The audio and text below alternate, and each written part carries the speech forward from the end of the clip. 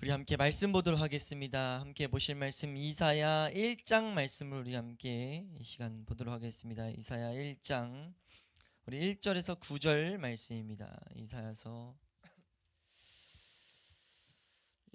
1장 1절에서 9절 말씀, 우리 구약성경 968페이지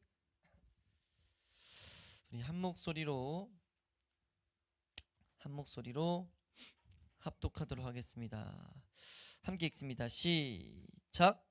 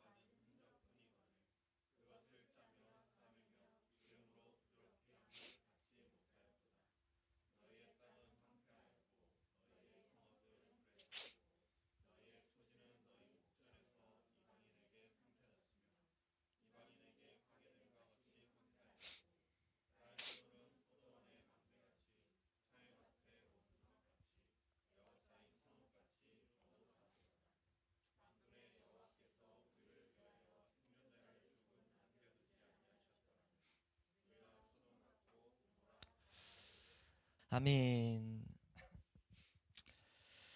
우리 한번 따라하겠습니다. 이사야의 시대적 배경. 네, 제가 지금 오늘 말씀을 들어가기 앞서서 먼저 이렇게 경고 겸 예고의 말씀을 드리면, 오늘 좀 집중을 잘 하셔야 됩니다. 오늘 저도 처음 사역을 오래 하고 공부를 많이 하긴 했었는데, 하도 이제 이제 전도사, 강도사 이런 시험 볼 때 이것들을 다루긴 하는데, 말씀을 이렇게 지금 오늘처럼 자세히는 안 할 거지만 큰 틀에서라도 다룬 건 제가 아마 처음인 것 같아요. 처음인 것 같아서 이제 하나씩 최대한 정확한 내용 안에서 전달해 드리고자 이제 말씀에 있는 기록된 것들을 좀 많이 볼 거거든요. 그러니까 좀 집중을 잘 해주셔서 이 제목처럼 지금 이사야라는 성경, 이사야라는 선지자가 이제 사역했던 그 배경에 대해서 오늘 우리가 보게 될 것입니다. 왜 이것을 보냐면 이사야의 예언이 정말 광범위하게 예언이 돼 있단 말이에요.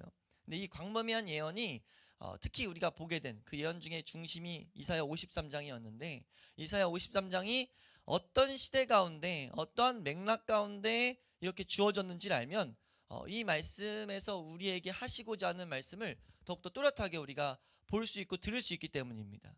그래서 우리가 이 시대적 배경을 하나씩 바라보며 하나님이 우리에게 하시는 말씀을 이 시간도 들을 수 있기를 주의 이름으로 축원합니다.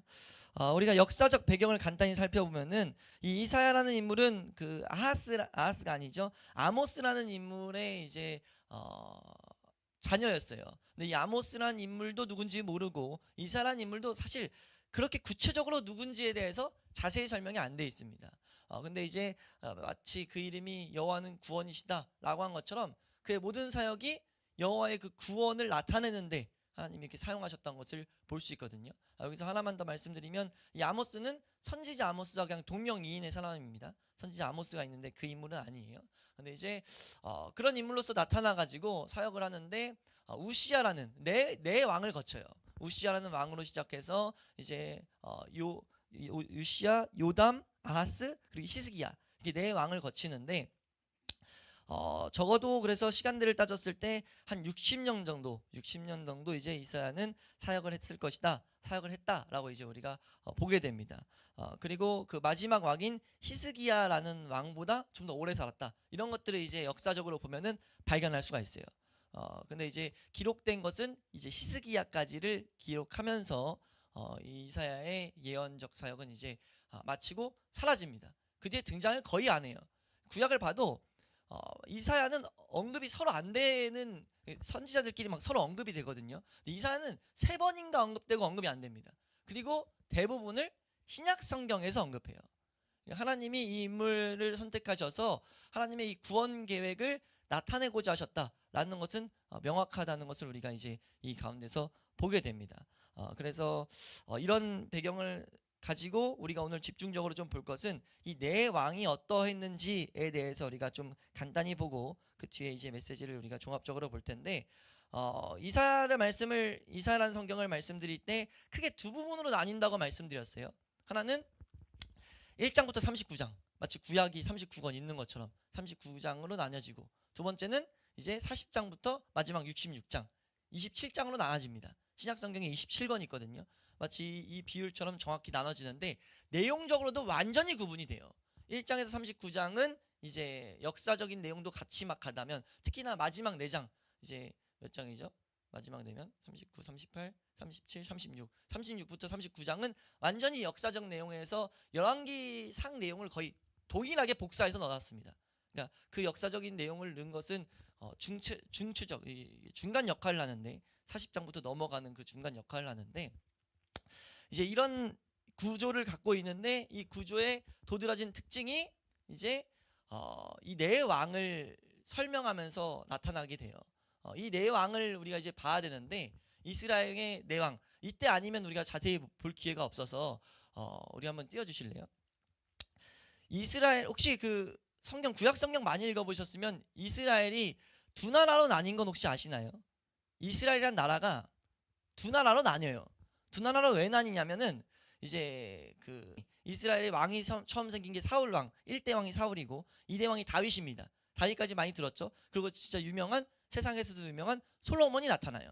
이 솔로몬 이렇게 나타나는데, 나뉜 것에 대해서 정치적으로, 이거는 뭐 네이버 같은 거 좀만 서칭해봐도 뭐 이런 정치적인 이유 때문에 나눴다라고 하는데, 사실 성경적 이유는요, 이 솔로몬의 교만 때문입니다. 솔로몬이 하나님 말씀을 떠나버려요. 우리가 솔로몬 하면은 와, 하나님의 지혜를 받아가지고 정말 지혜로운 왕으로 이방 사람들조차 막 쫓아와가지고 그 지혜를 이렇게 배우고자 할 정도로 유명한 인물로, 하나님이 축복을 주신 인물로 우리는 알고 있는데, 솔로몬의 중간부터 거의 노년까지가 거의 절망에 가깝습니다.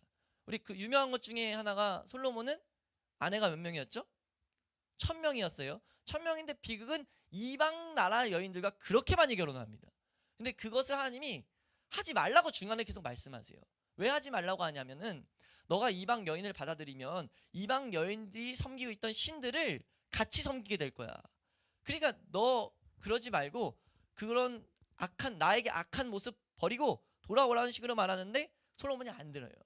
안 들어가지고 이제 그 모습에 대한 징계로서 뭐라고 하냐면, 너 때문에 이스라엘 나라를 내가 포로로 만들 거야 라고 하면서, 이제 하나 더 말하는 게, 다윗이 너무 내 마음에 합하게 지냈기 때문에 너 때는 아니고, 다윗에게 한 약속 때문에 너 때문은 아니고 네 후대부터 이제 이스라엘 백성이 종살이를 할 거다라고 말하는데, 이 여파로 나라가 나뉩니다. 이제 그걸 나눠보면은 종살이를 실제 막 하게 되는데, 그러면서 이제 막 나라가 힘들다 보니까 왕권도 낮아지고 그 안에 신하들이 여러 가지 이렇게 일을 하면서, 이 솔로몬이 악한 길을 쫓아서 갔던, 그것을 좋아했던 신하들이 나라 하나 세워버려요. 그 나라를 세우는 게 북이스라엘이고, 그래도 다윗의 혈통을 따르는 게 남유다라는 나라로 이게 나라가 나뉩니다. 그래서 한번 띄워주시면 이렇게 나뉘어요. 보면 왕국 분열이 이제 BC 931년 도에 나뉘어가지고, 여로보암이라는 인물은 다윗의 혈통이 아닙니다. 어떤 이제 신하의 자녀인데, 이때부터 쭉 19대 19번의 왕이 나타나는데 한 사람도 하나님을 안 섬겨요. 하나님을, 분명 이스라엘 백성은 하나님 백성이라 부르는데 한 사람도 하나님 안 섬기고 완전히 악에 치우쳐서 살아가게 됩니다. 그래서 나라가 먼저 722년에 망해버립니다. 망해버리는 이것을 보게 됐을 그 시대가 이사랑 맞물립니다.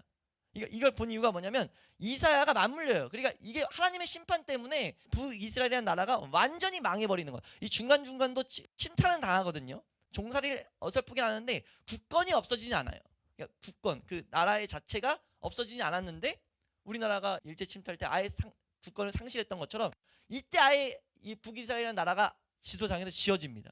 없어지는 것을 이사야가 보고 남유다가 봐요.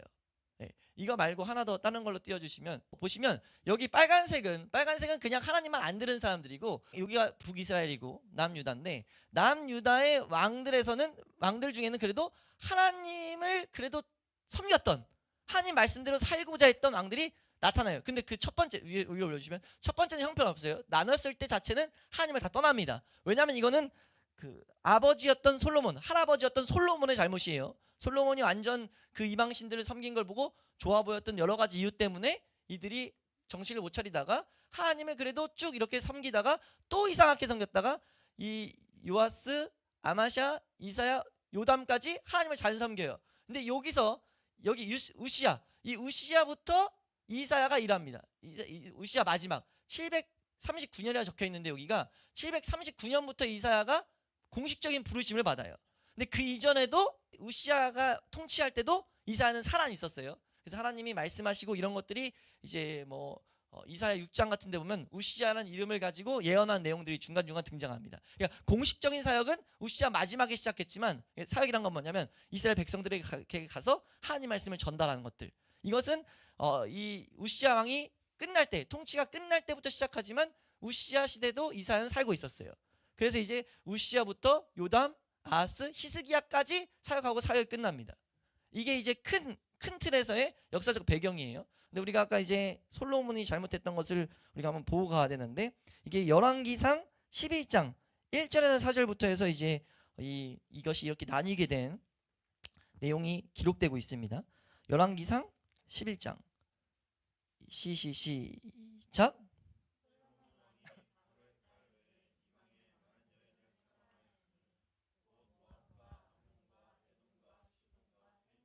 네, 이렇게 했는데 경고를 다시 줘요. 2절 말씀, 경고에 대한 말씀을 환기시키죠. 2절 말씀입니다. 시작.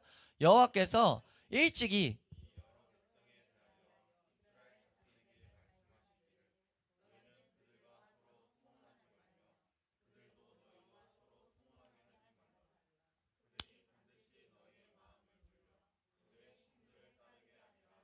그렇게 말했지만 솔로몬은 그 여인들을 사랑했어요. 3절 4절입니다. 3절 4절 3절 4절입니다. 시작.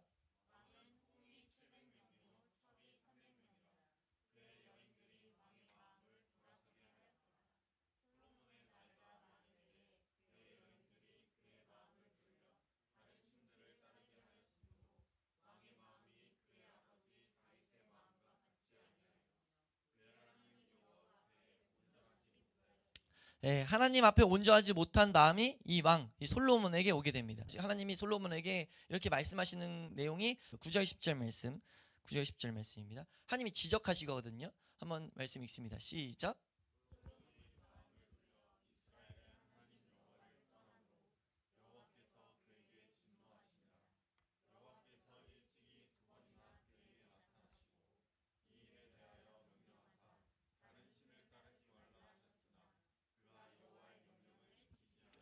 예, 지키지 않았으므로 이 일의 결과로서 11절부터 13절 말씀입니다. 11절부터 13절 함께 읽습니다. 시작.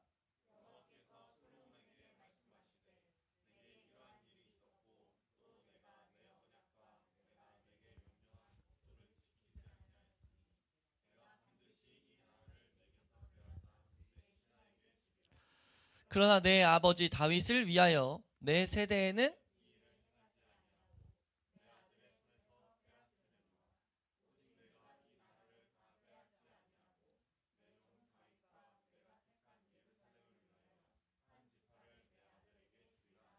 네, 이 지파가 이제 유다라는 지파랑 베냐민이랑 합쳐가지고 두 지파가 남유다 왕국을 이루는데 이렇게 돼서 이제 아까 말씀드렸던 보였던 이 왕조가 시작돼 버려요. 그래서 한 나라는 아수르에 의해서 망하고 한 나라는 바벨론에 의해서 망합니다. 바벨론에 의해서 망하는 게 남유다예요. 이것을 망할 것을 예언한 게 이사야입니다. 그래서 말씀 한번 띄워주시면 다시 한번 그림 한번 띄워주시면 이사야가 사역을 시작할 때는요. 하나님 말씀을 잘 듣는 이제 이 전통으로 왕들로 시작해서 아하스 한 명만 껴 있어요. 그러니까 하나님 말씀을 잘 들은 사람과 잘 안 지킨 사람이 복합적으로 있는데 내 왕 기간 때 이제 이사야는 사역을 했다라고 말하는 게 이사야 1장 1절이에요. 근데 이 모습에 대한 진단을 하나님이 이사야서에서 뭐라고 하는지를 잘 주목해서 보시면 1절 읽고, 오늘 본문 1절 읽고 4절을 한번 읽어보겠습니다. 1절을 읽고 4절 말씀 한번 읽겠습니다. 함께 읽습니다. 시작.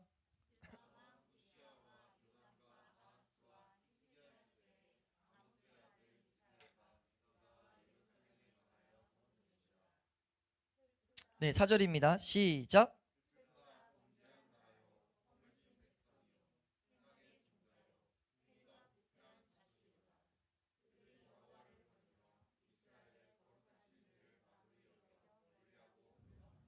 아멘.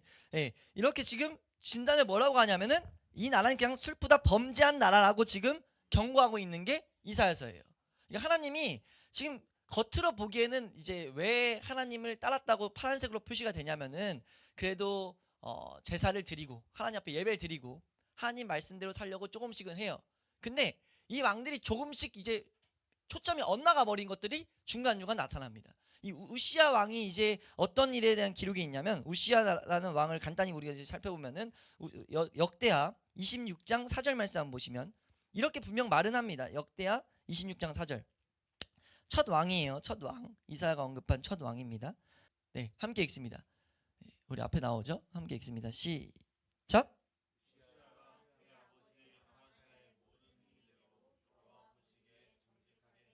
네, 정직하게 분명 행했어요. 그 아버지 모습대로. 근데 문제가 뭐냐면 형통하게 그래서 하나님은 복 줬더니 복을 주셨는데 이 우시야가 자기가 하나님이 주신 은혜로 형통하게 되니까 그 성공, 이제 정치적으로 물질적으로 축복을 받거든요. 그 축복에 독취돼 가지고 교만해 버립니다. 그게 성경이 이제 다시 기록합니다. 이 26장 16절 말씀. 16절 말씀입니다. 16절. 어떤 행위를 하냐면요. 16절입니다. 시작.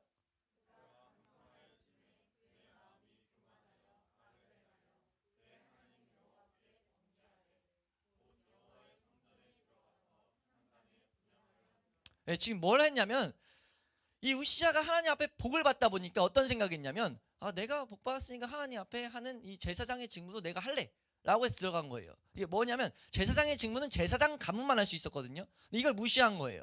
이걸 왜 무시했냐면 내가 내 나라 왕인데 이것조차 내가 못해 뭐 이래가지고 사울 왕이 사실 이런 비슷한 범죄를 저질렀는데 그 범죄를 이 우시야가 저질러서 이때 하나님 앞에 바로 심판을 받아가지고 이 나병에 걸려서 죽을 때까지 나병에 있다가 죽어버립니다. 그리고 나서 바로 이어서 왕이 된 게 요담이라는 그의 아들 요담이 왕이 돼요. 요담 왕은 이렇게 평가합니다. 우리 역대하 27장 한 장 넘어가서 27장 2절 말씀입니다. 2절 말씀. 2절을 잘 보시면 이 왕은요 괜찮았는데 2절 끝까지 읽으면 이렇게 말합니다. 2절입니다. 시작.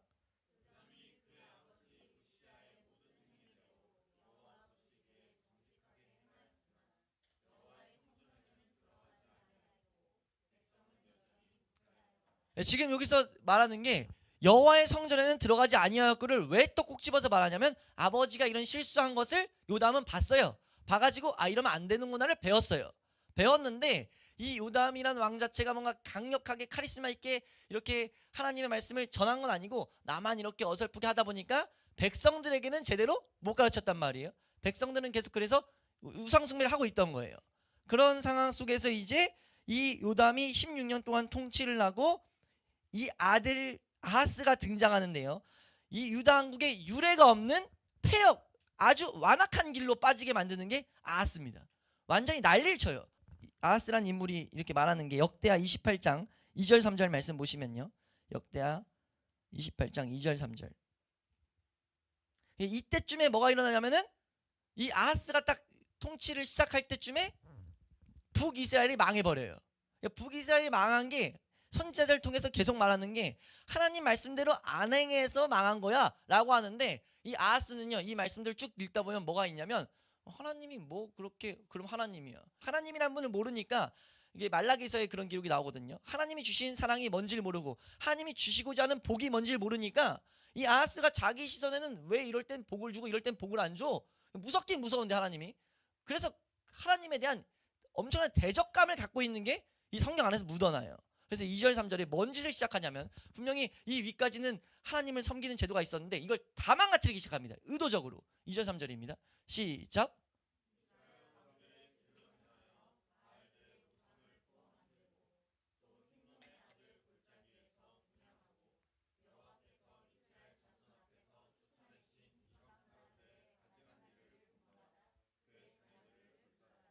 예, 지금 그의 자녀를 불사는 게 뭐냐면요. 그 당시에 몰렉이라는 신이 있어요. 하나님이 제일 싫어하는 신인데 왜냐하면 자녀를 불살을 때 그걸 보고 좋아하는 신이다 라고 가르쳐서 이방 이거는 세계 역사에도 남아 있습니다. 그렇게 제살 드린 그 이방 신이 있어요. 그 모습을 가져다가 하나님을 예배하는 식으로 이제 하나님을 예배하는 곳에서 이제 예배를 하는 거예요. 이스라엘 백성들이. 그래서 하나님이 이걸 북이스라엘에 했었기 때문에 엄청난 진노를 쏟아부었는데 그걸 남유다에 끌고 들어옵니다. 그 짓을 했다는 거예요. 우리 22절 말씀도 보시면 22절 말씀입니다. 하나님을 경멸해 가지고 이 말씀 읽기 전에 이스라엘 백성은 적어도 절박한 순간에는 하나님을 찾아야 된다는 것을 들었어요. 우리가 보면 우리 인간사에서도 고난 가운데 뭐 신을 찾잖아요. 최소한 그걸 알았는데 그 자신들의 하나님, 자신들의 신인 하나님을 찾았어야 되는데 22절 말씀 보시면 22절입니다.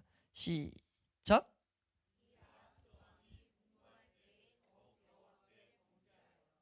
네, 지금 더 하나님 앞에 범죄하는 이 모습으로 빠지게 돼요. 아하스가 얼마나 하나님에 대해서 이제 반감을 가지고 있는지 이 장면에서 이제 드러나는데 이때 이제 적군들이 막 쳐들어온 거거든요. 연합해서 쳐들어와요. 근데 이제 처음 쳐들어왔을 때 하나님 막아주세요. 근데 연합해서 쳐들어오니까 아하스가 무서워가지고 이제 막 두려워 떠는 마음이 들었는데 백성들도 두려워 떠는데 하나님이 이사야를 보내가지고 뭐라고 하냐면 하나님이 지켜주셨고 너가 기도만 하면 더 지켜줄 거야. 그러니까 하나님 앞에 구해. 못 믿겠어? 두려운 마음이 그래도 안 없어져요. 이사야가 와서 말했는데 안 없어지니까 뭐라고 하냐면은 너 뭐든지 구해. 혹시 그 기드온의 양털 시험이라고 아시나요? 기드온이라는 성경 인물이 하나님 어떤 너가 널 통해서 이스라엘 백성을 이제 구원하겠다 이런 사사시대 때 말을 하는데 그것을 듣고도 안 믿어져 가지고 하나님 좀 근데 무서운데 하나님 표징을 보여주세요. 만약 자고 일어났는데 이 양털이 쭉 깎아놓은 양털이 있는데 이 양털들 중에 이 가운데만 안 젖고 다른 데만 젖으면은 내가 하나님의 표징인 걸 믿을게요. 했는데 그대로 돼요. 근데 그래도 안 돼. 마음이 떨리니까 반대로 여기만 젖고 여긴 안 젖게 했더니 또 여기만 젖어요. 하나님이 말씀하셨다는 표징을 기도에게 보여주세요. 뭔 말인지가 되세요? 그런 표징을 아하스에게 말해요. 너 뭐든지 말해. 내가 표징으로 보여줄게 라고 말하는데 아하스가 뭐라고 하냐면 이사야서 말씀이 이게 나옵니다. 이사야서 7장 11절 말씀 한번 보시면요. 이사야서 7장 11절 한번 있습니다. 시작.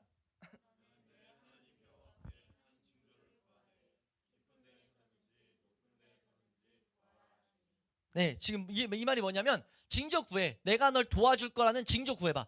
그 못 믿으니까. 그럼 내가 어든지 내가 해줄게 라고 말하는데 아하스가 뭐라고 하는지 12절 말씀 보세요. 한번 읽겠습니다. 시작.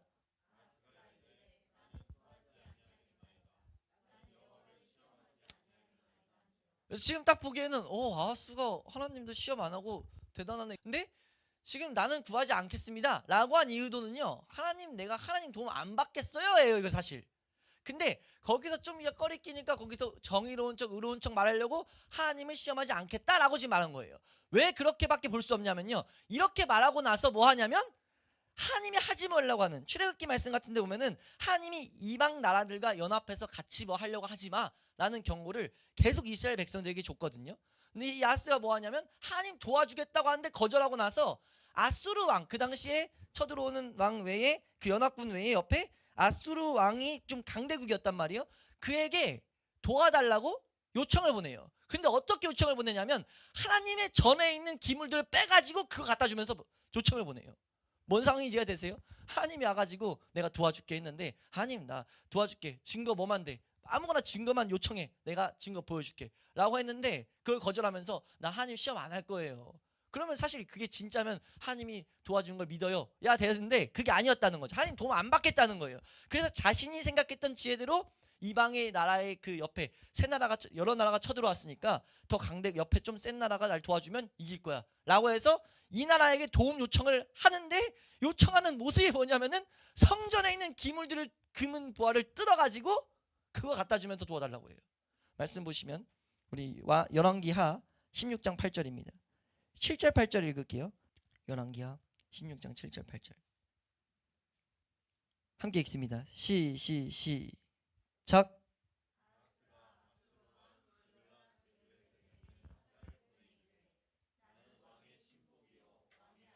이 말도 그러니까 말도 안 되는 거예요. 지금 스스로 들어가서 그 아수르 왕의 나는 신복이고 난 그 왕의 아들이에요. 지금 이런 말 하고 있는 거예요. 이어서 읽습니다. 시작.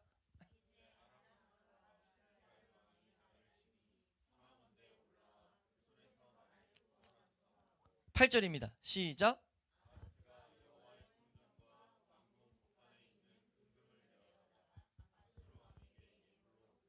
네, 이 내용을 성경은 완벽하게 기록하고 있어요.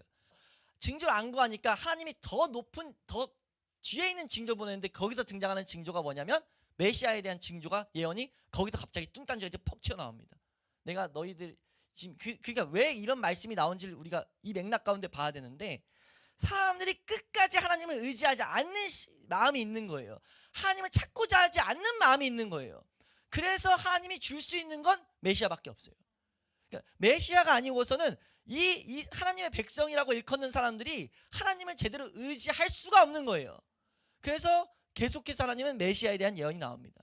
네. 그러고 나서 이제 하나님이 또 극적인 모습을 보여주기 위해서 이렇게 타락한 하나만 말씀 하나 더 읽으면 아하스에 대한 말씀 역대하 28장 24절 말씀만 보면요. 아하스라는 인물이 아예 이 남유다가 하나님 제대로 예배하지 못하도록요 성전의 구조를 다 바꿔버려요. 바꿔가지고 이방 신들을 섬기는 형식으로 만들어 버립니다. 이렇게까지 이제 하나님을 향해서 대적하게 이제 살았단 말이에요. 대하 28장 24절 한번 읽겠습니다. 시작.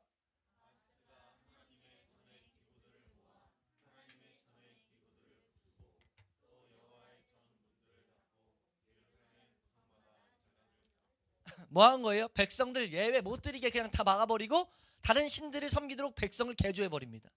이해되세요? 그러니까 남유다의 유례 없는 배교의 일로 하나님을 대적하는 길로 인도한 게 아하스예요. 근데 또 기가 막힌 건 이 아하스의 자녀인 히스기야가요 기가 막히게 하나님을 섬깁니다. 예, 히스기야라는 인물이 등장하는데 이 히스기야는 이제 이사야에서 언급하는 네 왕 중에 마지막 왕이에요. 근데 다윗의 왕위를 물려받은 신실한 왕들 중에 한 사람이며 정말 경이로운 일들을 해요. 그래서 이사야의 말씀 오늘 보진 않겠지만 한 내용이 있죠. 태양을 뭐 하면요? 태양을 15도만 뒤로 가게 해주면 이제 제가 그것을 표징으로 믿겠다 징조를 구하거든요. 히스기야가 마지막에 병이 걸리는데 그 병에 대해서 하나님이 낫게 해주신다는 약속을 했어요. 그랬더니 히스기야가 확신 가운데 거하고 싶어가지고 하나님 그러면 태양이 뒤로 좀 가게 해주세요 했더니 뒤로 가버려요. 네, 그게 된 게 이제 성경에 기록되어 있는데 근데 그 내용을 기록한 것은 히스기야의 믿음이 중점되어 있습니다. 히스기야가 하나님을 얼마나 신뢰했는지를 나타내는 모습 중에 하나예요. 근데 이제 이 히스기야가 한 일들을 좀 보면요. 우리 역대하 29장 3절에서 7절 말씀 그 요담과 다르게 열정적이고 아주 막 급격한 개혁가였어요. 개혁가. 그래서 보면 다시 막 이걸 회복시키는 작업에 들어갑니다. 역대하 29장 3절에서 7절 함께 읽습니다. 시작.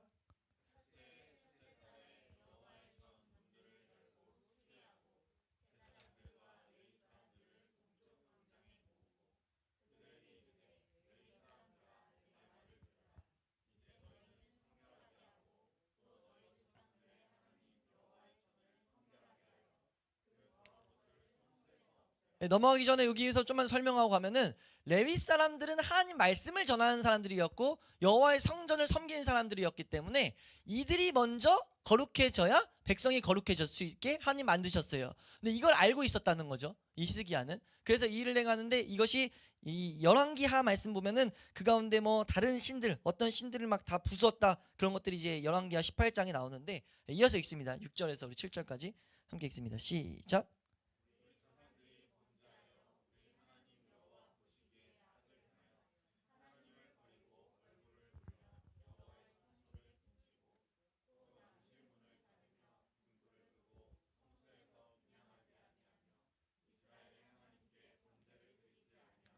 네, 지금 이렇게 해서 이 히스기야가 급격한 개혁을 통해 가지고 이스라엘 백성에게 하나님을 다시 신실히 섬기도록 열심히 가르칩니다. 근데 비극은요. 우리가 여기서 알아야 될 게 이 역사를 보게 하신 이유가 뭐냐면 하나님이 이제 이 역사를 역대 상하, 열왕기 상하, 이사야 이런 선지자들을 통해서 이 상황에서 계속 말씀하신 것을 우리에게 보게 하거든요. 이 이유가 뭐냐면 이 여러 가지 이유 중에 한 가지 도드라진 메시지가 뭐냐면요. 우리가 하나님께 나아가기는 정말 극도로 어려워요. 근데 악에 빠지긴 너무 쉽습니다. 악을 향해 가는 건 너무 쉽게 물들어요. 근데 한 번 빠진 걸 회복시키는 건 정말 어려워요. 그래서 이 교육을 잘하는 것이 자녀 교육을 잘하는 것이 이스라엘 백성들에게 계속 주어지는 메시지입니다. 올바른 메시지를 전하라는 게 계속해서 주어지는 메시지예요. 하나님이 이사라는 성경을 주셔가지고 1장에서 39장이 계속 뭐 하냐면요. 성경 읽어보시면 계속 하나님에 대한 불신 그것을 책망하세요. 질책하시고 꾸짖는다고요. 근데 중간에 보면 제대로 섬긴 왕들이 있는데 중간중간 계속 그런 것들을 안 따지고 질책하는데 그 질책의 핵심은 뭐냐면요. 하나님만을 의지하라고 말한다는 거예요, 사실. 그러니까 전쟁 무기를 의지한다던가 자신의 힘, 지혜를 의지하지 말고 하나님만을 의지하는 법을 하나님은 가르치길 바랬다는 거죠. 근데 그게 안 되는 거예요. 하나님을 섬긴다고 하는데 하나님을 삶에서는 그렇게 안 하는 거죠. 하나님을 하나님으로 보고 있지 않았다는 거예요. 그래서 하나님이 여러 가지 징계를 하시는데 우리 이사야서 30장 1절에서 3절 말씀 보시면요. 이사야서 30장 1절에서 3절 말씀 함께 읽습니다. 시작.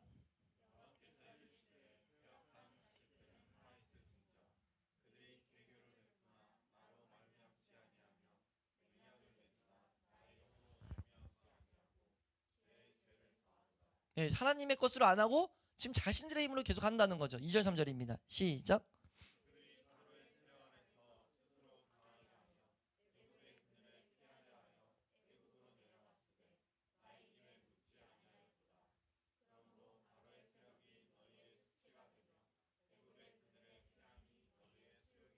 이 말이 뭐냐면은 이스라엘 백성이 생긴 이 태동했을 때 애굽 이야기를 하면서 너희들 그 나라 의지하지 마. 너희는 내가 건져낸 백성이고 내가 너희들을 책임질 거야를 계속 말하는데 이 말을 안 듣는다는 거예요.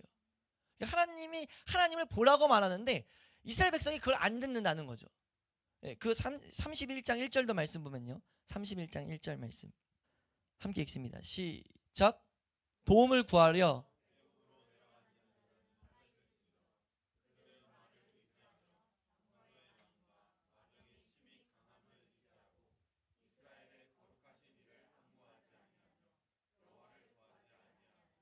네, 지금 하나님이 계속 말씀하시는 것이 무엇을 말씀하세요?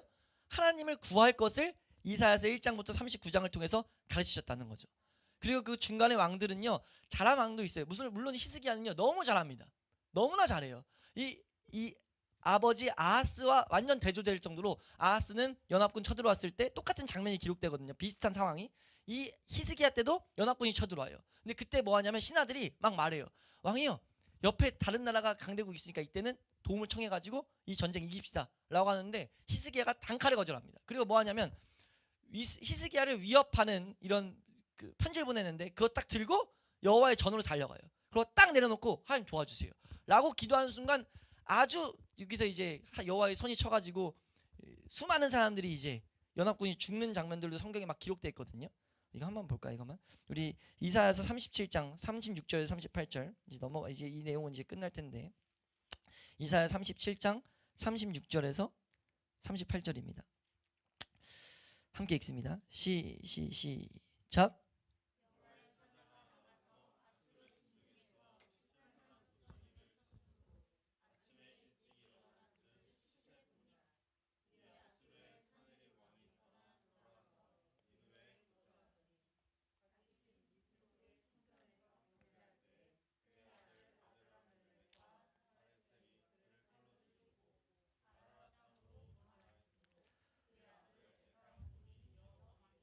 네, 하나님의 사자가 나타나서 그 18만 5천을 그냥 쳐 죽이는 일이 발생돼요. 그러니까 하나님을 의지한 자에게 나타나신다는 것을 또렷이 보이시죠. 이스라엘 백성들에게도 보게 한 거예요. 이것을 보게 했는데 비극은 뭐냐면요. 이스라엘 백성들이 안 돌아옵니다. 마음으로 하나님을 의지를 안 해요. 예, 그런 상황 가운데 여기서 이제 히스기야 시대가 끝나고 이런 상황 가운데 실제로 200여 년의 시간이 흘러요. 이게 40장부터 이사야 39장부터 40장 사이는 연도로 따지면 200년 정도의 시간이 흘러가 버립니다. 그러니까 왜냐하면 이 40장부터는 바벨론 이미 식민지가 된 상황에서 된 상황에서 있는 예언들로 이제 보이는 내용이 나오거든요. 시기로 따지면. 근데 이사야는 그 200년 뒤에 있는 일들을 예언한 거고요. 이해되세요? 근데 이렇게 예언하게 된 이유가, 이렇게 말씀하신 이유가 이제 하나님께서 왜 심판을 하실 수밖에 없었는지, 그리고 하나님께서 무슨 말씀을 하시는지를 우리는 이 앞의 역사를 통해서 봐야 된다는 거죠. 그래서 이것을 하나님을 올바로 섬긴 사람들은, 하나님을 올바로 안 사람들은 하나님이 뭘 원하는지를 아세요. 그 내용이 히스기야에도, 히스기야 마음에도 알거든요. 히스기야가 정말 하나님을 열심히 섬겼잖아요. 근데 하나님 뭐라고 말하냐면, 나 이제 이스라엘을 심판할 거야 라고 말해요. 근데 히스기야가 그걸 듣고 뭐라고 말하냐면, 나 때는 아닌 걸 감사합니다. 그러니까 너 이후에 심판할 거야. 이스라엘 나라, 너희 유다 왕국도 종살이 될 거야. 이런 예언을 딱 이사야를 통해서 하는데, 히스기야가 뭐라고 하냐면, 나 때는 아니어서 감사해요 라고 말해요. 이게 얼핏 보면은 되게 이기적으로 보이는데, 이기적인 게 아니라 지금 히스기야는 이 심판을 받을 수밖에 없는 상황을 보고 있었다는 거죠.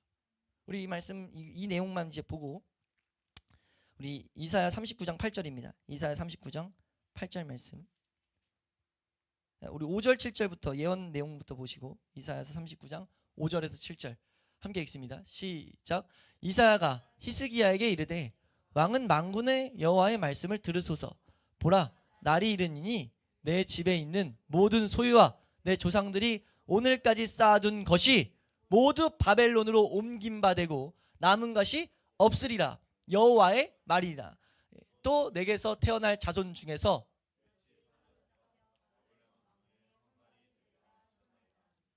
히스기야가 대답합니다. 히스기야입니다. 8절 시작.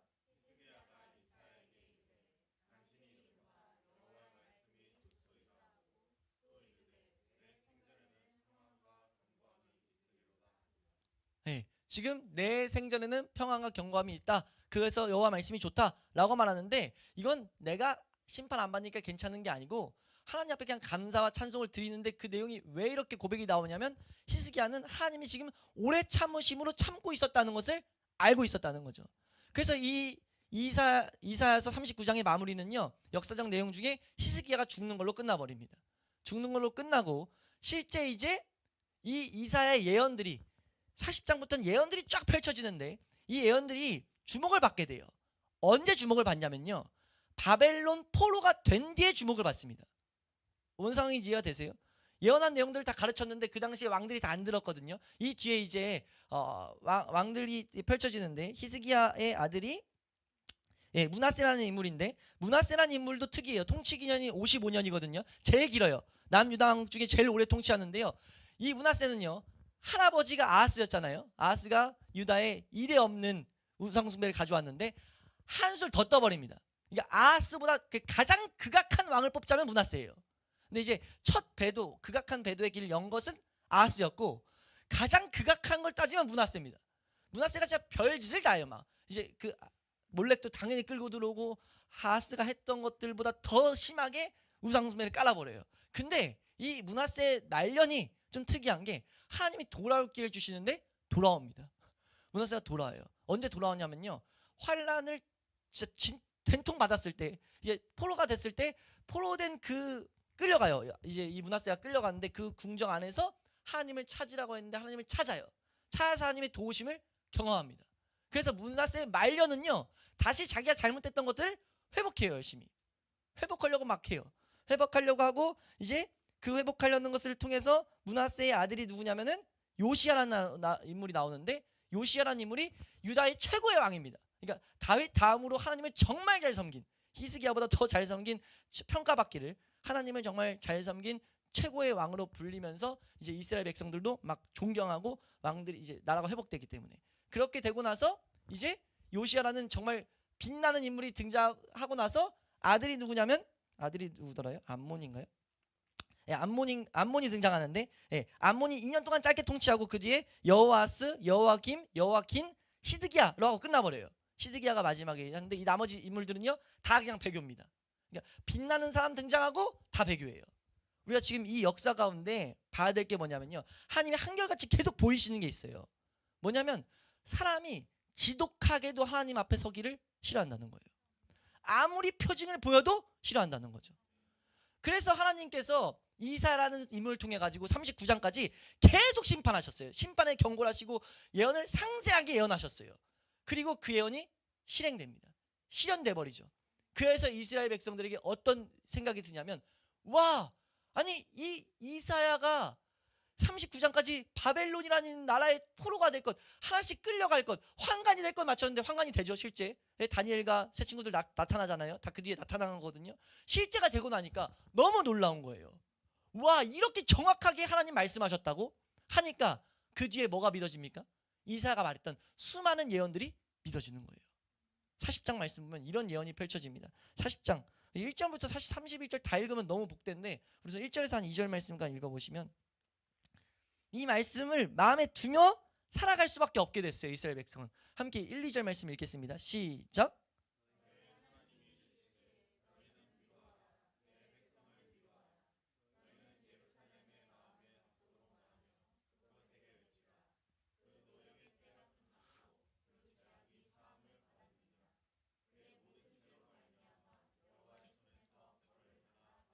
벌 때 받았다 한다고 하고 나서 쭉 설명하는데 3절까지만 읽어요. 3절입니다. 시작.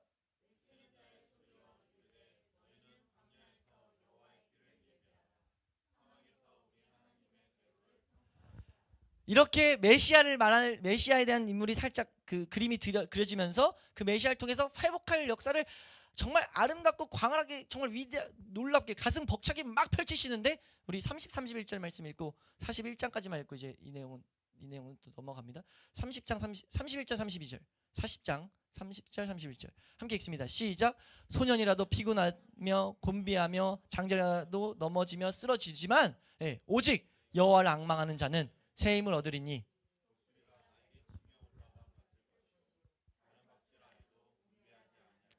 한 번쯤은 들어봤을 때 이런 말씀들이 계속 펼쳐져요. 43장 1절에서 3절 말씀 함께 읽습니다. 43장 1절에서 3절 시작.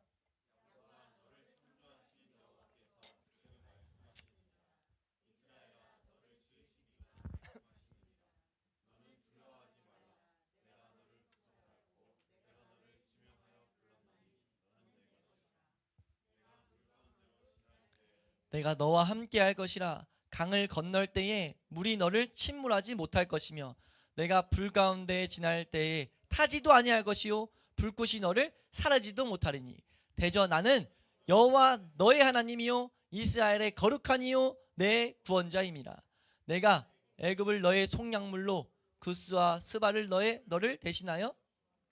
아멘. 지금 이런 말씀들, 예언들이 쫙, 수많은 예언들이 이제 40장부터 계속 예언들이 펼쳐져 있어요. 이렇게 수많은 예언과 약속을 주신 이유가 뭐예요? 이스라엘 백성이 이런 마음을 가질 걸 아셨어요. 그러니까 심판이 이렇게 정확하게 실현됐다면, 심판에 대한 예언이, 하나님이 회복시킬 예언도 어떨 것이에요? 확실히 성취된다 라는 소망들이 절망 가운데, 그 포로 생활을 하면서 절망 가운데 있었던 이스라엘 백성들에게 심어졌다는 거예요. 이건 뭡니까? 하나님이 지금 이스라엘 백성들에게 이 말씀들을, 하나님의 약속들을 가슴에 두며 살라고 하나님이 지금 뭐 하는 거예요? 초대하고 계신 거예요. 그렇게 살아가야 된다는 것을 이스라엘 백성들 마음 가운데 심어 놓으셨다고요. 그리고 이때부터 이 예언 40장 이후부터 4개의 종에 대한 노래가 나옵니다. 그러니까 메시아가 노래하는, 메시아 입장에서 노래하게 되는 건 4가지가 나와요. 이사야서에서 42장부터 등장하는데, 42장부터 한 군데 등장하고 43장에 등장하고 그다음 42장, 49장, 50장에 등장해요. 그리고 네 번째 노래가 이사야서 53장, 우리가 보게 돼. 이사야 53장 각 장의 노래의 특징이 있습니다. 이 첫 번째 노래는 하나님께 선택받은 것, 하나님의 능력으로만 일을 행할 것이라는 것, 이 여호와의 종이. 두 번째는 여호와의 종이 이방 나라의 그 통치의 손길이 이방 나라에까지 미치게 된다는 것, 여호와의 종의 통치가. 세 번째는 그 종은 고난 받을 것이다 에 대한 내용이 이렇게 어렴풋이 등장해요. 그리고 네 번째 노래에서 뭐가 등장했습니까? 그 여호와의 종 메시아의 사역이 어떠한지 상세히 설명되어 있다는 거죠. 그래서 이사야 53장이 모든 예언의 중심이라고 말하는 거예요. 그러니까 하나님이 회복시킬 건데 그 주의 종을 통해 가지고 회복시킬 거예요. 근데 그 종의 사역이 뭐냐라고 했을 때 그 사역을 상세히 설명한 게 이사야 53장이라고요. 그러니까 이 배경 가운데 이스라엘 백성은 여호와의 약속들을, 하나님의 약속들을 붙잡을 수밖에 없었고 그 붙잡을 약속의 핵심은 53장이었다는 거죠. 왜냐하면 그 약속을 성취시킬 그 주의 종이 누군가 어떤 일을 하는가가 중요하잖아요. 그 일들을 심어놓은 내용이 이제 53장이었다는 거죠. 이 메시아를 마음에 품고 살아가라고 말씀하세요. 그래서 그 메시아가 아니고서는 하나님의 이 모든 예언들이 성취될 수가 없다고 분명히 계속 말씀하시거든요. 그래서 이들은 메시아를 기다린 거예요. 그래서 유대인들은 메시아를 기다리지 않을 수가 없었다는 거죠. 그리고 그 마음이, 소망이 너무 강하게 심어졌다는 것을 어디서도 봅니까? 신약 성경에도 보는 거예요. 신약 성경에도 유대인들은 한결같이 메시아만 기다리고 있습니다. 너무 실제였기 때문에. 그들이 받은 징계는요, 그들이 받는 종살이는 실제였기 때문에 그들은 하나님의 말씀을 붙잡을 수밖에 없었다는 거죠. 우리가 이 가운데 우리에게 하시는 말씀을 귀 기울여 드려야 될 줄로 믿습니다. 하나님이요, 징계를 왜 하시느냐? 하나님이 부르실 때 징계를 할 수밖에 없는 이유가 뭐냐면요, 사람이 죽기까지 싫어해요. 그러니까 죽음의 문턱까지 가도 싫어하는 모습들이 나타난다는 거죠. 하나님이 그걸 꺾을 수 있는 모습이 안 나타나는 거예요. 얼핏 보면 진짜 사람이 얼마나 완악한지, 하나님이 은혜를 주시니까 뭐예요? 그늘 주시고 은혜를 주신 걸 가지고 무조건 배교해요. 하나님 떠나는데 앞장선다는 거죠. 하나님 이 가운데 말씀하시는 게 메시아가 아니고 내가 보낼 그 의로운 자, 그 의로운 자 아니고는 인간은 절대 회복될 수 없다라는 것을 강력하게 선언하는 게 이스라엘 백성의 역사예요. 절대 없다. 요시야라는 왕 등장해도 안 돼. 그냥 더 완악해질 뿐이야. 너희 안에서 의로워질 수 있는 이 희망을 가질 수 있다, 희망이 있다라는 생각 버려. 너희에겐 아무리 좋은 통치자가 나타나도 절대 올바른 선이 나타날 수가 없다. 그리고 신약 성경의 이 교리가 왜 그런지 정확하게 다시 한번 설명하죠. 왜요? 모든 사람 안에 죄가 거하고 있기 때문에, 악이 거하고 있기 때문에. 근데 이제 해결할 길을 보내시죠. 어떤 해결할 길이요? 이 이사야에서 예언했던 그 메시아, 주의 종이 도래하게 됩니다. 도래하고 그 문제가 해결되죠. 그래서 그 문제가 뭡니까? 그 문제가 죄의 문제라고 말씀드렸죠. 죄를 대속하신 예수 그리스도를 통해 가지고 그 모든 일들은 성취되기 시작해요. 지금 우리 성취되기 시작한 것을 보고 있습니다. 그 이방신, 이 나라의, 이 세계의 왕인 악한 마귀가 쥐고 흔드는 그 쓴뿌리에서 정말 구속받은 그 예수 그리스도의 구속을 안 자들은요, 벗어나기 시작합니다. 그 통치를 벗어야 한다고요. 이사야의 예언은요, 마지막 때도 성취될 거지만 사실 하나님을 믿는 자들의 삶 가운데 성취되고 있어요. 이 찬란한 예언들이 물 가운데 지날 때 해를 당하지 않고 불 가운데 지날 때 해를 당하지 않는 이 찬란함이요, 사실 그리스도인들이 받게 될 축복이에요. 우린 누릴 수 있는 축복이라고요. 뭐 할 때요? 하나님만을 의지할 때, 하나님과의 교제만을 사모할 때. 그건 오직 뭘 통해서만 가능하다고요? 메시아를 제대로 알 때만이 가능합니다. 그래서 이사야서 53장의 주제를, 이사야서 53장은 무엇을 말하는가 했을 때 크게 5가지가 나타나요. 첫 번째는요, 이사야서 53장은 고난이에요. 주의 종은 고난받았다. 그럼 왜 고난받았냐? 고난받은 이유는 인간의 죄의 문제는 해결받을 수 없었기 때문에. 그럼 고난을 준 주체는 누구냐? 하나님이다. 그 고난받은 대상이 의로웠냐? 죄가 있었냐? 전적으로 의로웠다. 우리 하나씩 말씀을 살펴봤던 그 이유가 하나님이 하나하나 새겨놓는 거라고요. 내가 왜 그 의로운 종을, 나의 종을 보내서 죽일 수밖에 없었냐? 너희 절대 못 돌아오기 때문이야. 근데 내가 이 메시아를 통해서 보낸, 우리에게 말하는 대속의 은혜를 알게 될 때 너희는 자유를 외치게 될 거다. 너희는 수많은 이 예언들, 성취될 수밖에 없는 40장부터 66장까지 빛나는 예언들이 너에게 실제가 될 거야. 그러면서 마지막 2장은요, 찬란한 영광을 외치면서 끝나요. 그 이사야서 53장의 12절이 그걸 말하거든요. 이사야 53장 12절 우리가 자세히는 안 봤었는데 12절 말씀, 우리 이제 오늘 이사야 53장 마지막, 이사야 53장 강의 마지막 시간인데 12절 말씀 한번 읽어보시면요, 12절 말씀이에요. 함께 읽습니다. 12절입니다. 시작.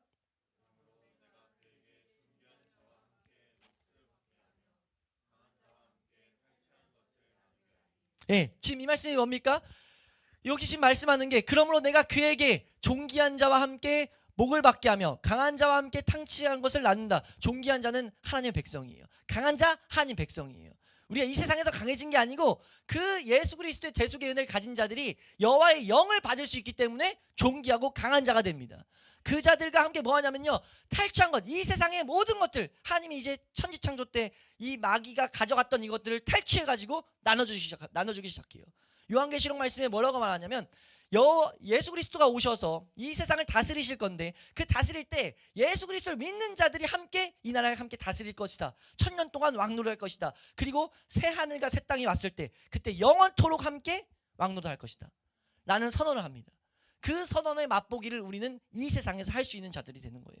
죄라는 것을 정확히 보게 되면요, 죄라는 문제를 끊을 수 없다는 것을 사람이 인지하게 되면요, 그것을 끊게 된 은혜들을, 우리가 그것으로부터 싸울 수 있게 된 은혜들을 우리는 찬양하게 될 수밖에 없어요.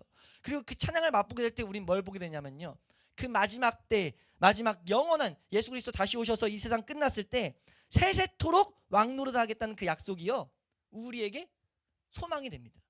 믿어진다는 거죠.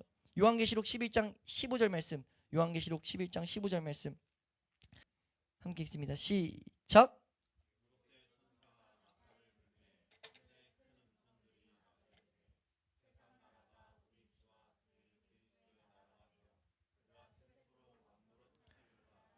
왕노릇 하는데 19장, 요한계시록 19장 11절 말씀입니다. 요한계시록 19장 11절, 그리고 20장까지 쭉 봐야 되는데 11절만 읽겠습니다.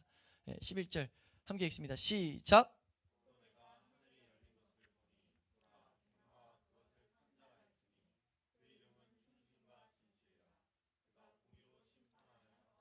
여기부터 20장 6절까지 보면 하나님께서 이제 예수 그리스도를 통해 가지고 왕노릇 하게 되는 내용들이 상세히 이제 기록되어 있거든요.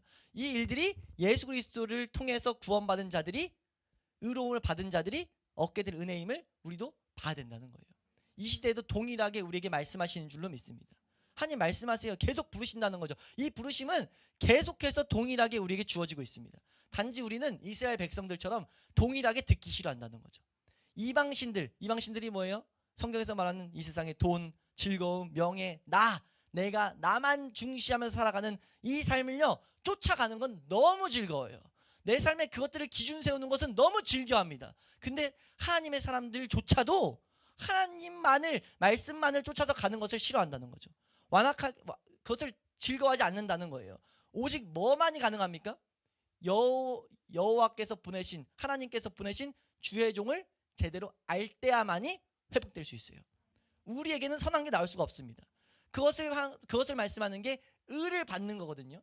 그 의를 받는 것, 예수 그리스도의 의를 받는 것, 뭘 통해 가능합니까?